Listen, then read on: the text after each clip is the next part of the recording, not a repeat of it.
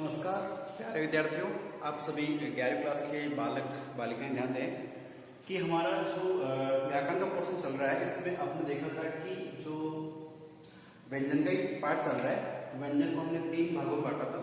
तो पहले 2 तो पढ़ चुके हैं और पहले 2 में जो दूसरा था उसका लास्ट पॉइंट बचा था, कंपन के आधार पर चल रहा था। और कंपन के आधार पे देखिए ये 2 प्रकार के थे, घोष और अघोष। ठीक है, तो घोष को हम पिछले वीडियो में पढ़ चुके हैं, जो कितने होते हैं 31 होते हैं। ठीक है, उसमें आपने पढ़ लिया था कौन कौन से व्यंजन उसमें आते हैं, मैंने पूरा आपको वीडियो बना के दे दिया है। अब बात करते हैं हम अघोष की। अघोष, तो अघोष का मतलब देखो, पहले तो ये क्लियर कर लें कि कंपन के आधार, कंपन का मतलब है कि जैसे इस तरह हिलना, कंपन होना होता है। ठीक है, तो ये जो कंपन है ये कहाँ होता है, पूरी बॉडी लैंग्वेज की बात करें तो ये जो हमारे स्वर तंत्री, इसे बोले स्वर तंत्री, वाग यंत्र बोल सकते हैं, जो गला होता है।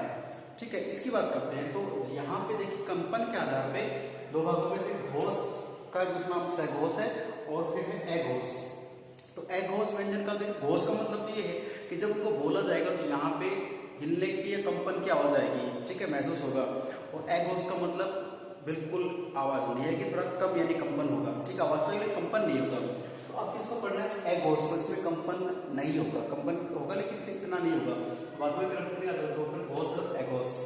अब देखिए अघोष को पढ़ना है तो आप जानते हैं घोष कितने हो चुके हैं, 31 है, इस बात को जानते हैं हम। ठीक है, और सभी स्वर क्या होते हैं, घोष होते हैं। मैंने लास्ट टाइम लिखाया था आपको, सभी स्वर क्या होते हैं, घोष। सबकी संख्या 31 है। इसमें क्या था, जैसे तीसरा, चौथा, पांचवा कोई भी वर्ग है, और आपको मैं बता दूं वर्ग मैंने आपको नीचे बना के समझाया है। वर्ग का मतलब से क वर्ग, च वर्ग, ट वर्ग, त वर्ग और प वर्ग, ये 5 वर्ग, क, च, ट, त और प। तो 5 वर्ग है, इनमें जो देखिए कि पहला, दूसरा, तीसरा, चौथा, पांचवा, मैं इसमें थोड़ा सा एक इंट्रोडक्शन आपके डाल देता हूँ। इसमें इसको अपन मानते हैं पहला, ये दूसरा है, ये तीसरा है, ये हमारा चौथा है और ये पांचवा है। तो पंचम अक्षर जो सारे कहलाते हैं, ये न, इस तरह से ना, तो ये तो पंचम अक्षर कहलाते हैं जो नासिक उच्चारण से होता है। बाकी इनकी बात कर लें तो देखिए जो घोष है उनमें कौन कौन से आ रहे हैं, तीसरा, चौथा, पांचवा, ये सभी के क्या कहलाएंगे, ये घोष कहलाएंगे। और जो इनके अलावा जो स्वर होते हैं ए, आ, ई से लेकर लास्ट तक के, तो सारे तो ये 30 और 5 है।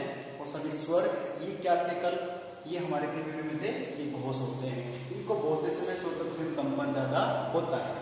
अब मैं आपको यहाँ पे लेके आ रहा हूँ कि जो देखिए घोष है, तो घोष में क्या था कि कंपन होता है, कितने होते हैं, 31 होते हैं। 31 हम 31 इस तरह से मतलब बात करें घोष की, तो इनके सामने लिख रहा हूँ, किसी की कितनी होती है, 31 होती है। ठीक है, एक अच्छी ट्रिक याद करना है कि 31 को, 31 को अगर अपन क्रम बदल के लिखते हैं तो इनकी इसमें क्या हो जाएगी, इसी को उल्टा कर दिया मैंने। आपने बहुत अच्छी ट्रिक है कि घोष कहो या सघोष को, बात एक ही है। इनकी संख्या टोटल वर्ण कितनी होती है, 31। ठीक है, और इसी को अगर उल्टा करके लिखते हैं तो इस एक को इधर लाइन, 3 को उधर ले जाते हैं तो 13 हो जाते हैं। तो अघोष होंगे कितने होंगे, 13 होंगे। इस बात को ध्यान रखना, एक ट्रिक बन गया हमारे लिए। अब बात करते हैं किसकी, कि अघोष होते क्या है। तो जो वही बात है व्यंजन की बात कर रही है, तो प्रत्येक वर्ग का पहला, दूसरा, ये ध्यान रखना है। सोच के देखिए, कल भी मैंने आपको बताया था, आज बता रहा हूँ। ये जो क वर्ग है इसमें टोटल वर्ण कितने, क वर्ग में 5, जैसे क, ख, ग, घ, अड़। ठीक है, अब देखिए इसकी बात करें कि अपन तीसरा, चौथा, पांचवा, ये तो क्या हो गया, कल लिखा दिया घोष होते हैं। बचा कौन सा, पहला और दूसरा, तो क्या हो जाएंगे, ये अघोष हो जाएंगे। अच्छा, इस क वर्ग का नहीं, इन सभी के क वर्ग का भी, ये दोनों, ये च वर्ग, ट वर्ग, त वर्ग और प, यानी कि पहले दूसरे जिनके भी है ना, सब क्या हो जाएंगे, ये सब अघोष वर्ण हो जाएंगे। इनको बोलते समय कंपन नहीं होता है, ये ध्यान रखना है। क्लियर। अब देखिए थोड़ा बहुत बता रखा है कि यहाँ पे देखिए आपके लिए अघोष वर्ण कहलाते हैं कौन कौन से, दूसरा, पहला और दूसरा। तो ये पहला और दूसरा क्या है, अघोष वर्ण है। फिर बात करें कि इसके अलावा स, श और श, देखिए इनको थोड़ा बहुत से ध्यान रखना, श और ये स, इसमें केवल इंग्लिश की बात करें तो इसमें फिर एस आता है, इसमें एस है, इसमें भी एस आता है। ठीक है, ध्यान रखना। अब प्रयोग की बात अलग अलग होती है। तो ये तीनों क्या कहलाते हैं, ये तीनों आपको मैं लिख रहा हूँ नीचे, उष्ण व्यंजन कहलाते हैं। क्या कहलाते हैं, उष्ण व्यंजन। हालांकि चौथा है उसमें नहीं आ रहा। ठीक है, तो ये तीन तो ये रह गया हमारे से, और पहला, दूसरा, ये इस तरह से काउंट कर लीजिए सभी के। देखिए 2, 4, 6, 8, 10, 10 तो ये हो गए हैं और 3 के हमारे 10 यहाँ पे हो गए। कौन कौन से? पहला दूसरा तो करेगा, पहला दूसरा है घोष और तीसरा चौथा पांचवा घोष। ठीक है, ध्यान रखना है। तो जैसे 2 4 6 8 और 10, ये 10 तो हमारे इस व्यंजन में है और 3 जो होना ये उस वाले से 10 और 3 कितने हो गए? 13। तो आपको बता दो कि कुल मात्रा में जो 13 जो व्यंजन है वर्ण वो क्या है? अघोष है। अघोष का मतलब समझ चुके आप? ठीक है, ध्यान रखना। अब बात कर रहे हैं, ये तो हमारा घोष अघोष का हो गया कंपन के आधार पर, राइट। अब बात ये है कि जो श्वास होता है, हवा सांस होता है, उसके काल अवधि के आधार पर, समय के आधार पर भी जो व्यंजन है वो कितने प्रकार के? 2 प्रकार के। श्वास वायु के आधार पर वर्ण कितने प्रकार के? 2 प्रकार के। पहला है 2 प्रकार के कौन सा है? एक देखिए अल्प प्राण। क्या होता है? अल्प प्राण। अल्प का मतलब होता है थोड़ा या कम, और प्राण का मतलब होता है जैसे सांस प्राण होता है, इसके प्राण बखेर उड़ गए, तो प्राण मतलब सांस तो जीवंत होता है, तो अल्प प्राण यानी कम सांस। ठीक है, और एक होता है दूसरा केस में देखते हैं अल्प प्राण की बात में महाप्राण। महा में ज्यादा सीधी सी बात है। तो ध्यान रखना है कि श्वास वायु के आधार पर जो वर्ण होते हैं 2 प्रकार के होते हैं, अल्प प्राण और महाप्राण। तो देखिए अल्प प्राण जो होता है वो क्या है?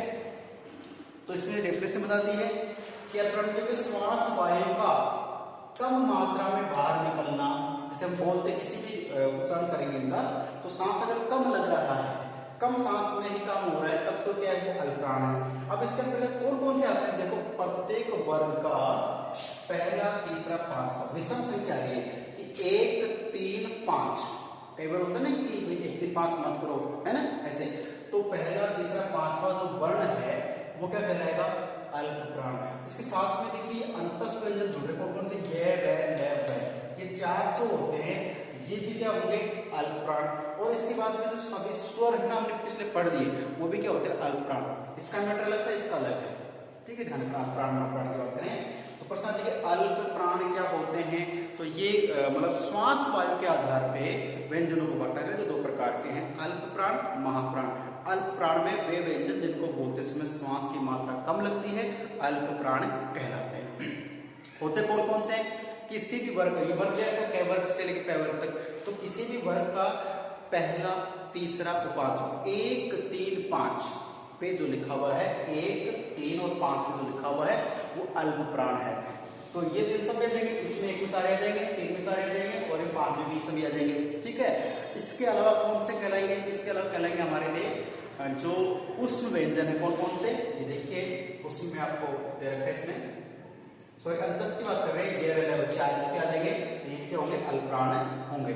ठीक है, तो ये आपके और सभी स्वर जो होते हैं हमारे वो भी क्या होते हैं? अल्प प्राण होते हैं। अब बात करते हैं महाप्राण की। तो महाप्राण का मतलब है कि श्वास वायु का अधिक मात्रा में, महाप्राण माना ज्यादा, तो ज्यादा श्वास लग रहा है, हवा लग रही है, हमारे शरीर का सांस लग रहा है, तो वो महाप्राण है। और महाप्राण के लिए आप देखिए अब ट्रिक बनती है, समझिए आप थोड़ा सा कि अल्प प्राण में 1 3 5 आ गया है। कौन कौन सा गया? 1 3 5। तो जाहिर सी बात है इस वर्ग में बच क्या गया? 2 और 4, ये तो बचा। तो महाप्राण क्या रहेगा कि श्वास वायु का अधिक मात्रा में बाहर निकलना महाप्राण होता है। प्रत्येक वर्ग का दूसरा और चौथा जो वर्ण है वो ही किस में आएगा? वो ही आएगा हमारे किसमें? महाप्राण में आएगा। और इसके अलावा जो उष्म व्यंजन है स और है, ये भी क्या कहलाते हैं? महाप्राण होते हैं। यकीन नहीं तो बोल के देख सकते। देखिए बात कर लेते हैं के आधार पे कि अल्प प्राण, अल्प प्राण कौन सा है? 1 3 5। तो 1 का मतलब कै और 3 का मतलब गै और 5 का मतलब ये न होता है, तो कै गै न नॉर्मल है। फिर दूसरा चौथा देखिए, दूसरे में खै और चौथे में घै, तो जिसमें श्वास ज्यादा लग रहा है वो तो महाप्राण है। तो बोल के प्रैक्टिकली करके देखे आप, ऐसा नहीं कि सर ने लिखा दिया समझ नहीं, प्रैक्टिकली करें। पहले कै को बोले, कै को गै को इस 5 को बोले, इनको बोलते समय हमारा सांस कितना लग रहा है और बाद में दूसरा और चौथा है इसको बोलते समय कितना लग रहा है। तो एक ट्रिक बना लें कि 1 3 5 1 3 5 अल्प प्राण, 2 4 महाप्राण। अभी कब कर पाओगे? जब आपको पूरी विंडो याद हो जाए, कै वर्ग में कौन कौन से आते हैं, च वर्ग में कौन कौन से आते हैं। हालांकि ये चीजें पढ़ी हुई है, बट अब आप बहुत दिनों बाद इसकी बात कर रहे हैं, इसलिए आपको अटपटा लग रहा है। ध्यान दें कि 1 3 5 अल्प प्राण, 2 4 महाप्राण, 1 3 5 अल्प प्राण और 2 4 महाप्राण। जोड़ना क्या है? तो अल्प प्राण उसमें जुड़ जाएगा हमारा कौन सा? अल्प प्राण में जुड़ रहे हैं हमारे लिए कौन से? ये जुड़ते हैं हमारे लिए जैसे अल्पप्राण में ये अल्पप्राण में, यानी ये जुड़ गए हैं अल्पप्राण में और ये नीचे जुड़ गए हैं महाप्राण में, इसको ध्यान रखना है। और ये मैंने ऐसे आपको लिख दिया कि जो लिखते हैं ना पूरा ये व्यंजन प्रकार तो संयुक्त अक्षर होते हैं ष त्र गे, ये संयुक्त क्यों कहलाते हैं? इसमें दो अक्षर मिले होते हैं, इसमें क और श, इसमें त और र, और इसमें जय से जग और ये इस तरह से मिले होते हैं, सबको मैं बता दूं मैं, ध्यान रखना। चलिए अब बात करें कि ये अल्पप्राण महाप्राण साथ में आपका व्यंजन का पोर्शन लगभग पूरा कंप्लीट हो गया है। अब जितने वीडियो के पास पहुंच गए उनको ठीक से आप पढ़ के नोट्स बना लीजिए, व्यंजन संबंधित कोई भी प्रश्न आपसे पूछ सकता है, गलत नहीं होना चाहिए, ठीक है।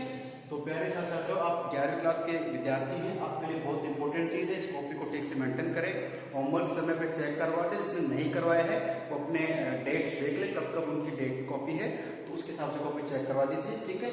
और मुझे लगता है कि समझ में आ गया होगा, इसे 2-3 बार आपको देख के पढ़ना सुनना होगा, फिर समझ में आएगा, ठीक है।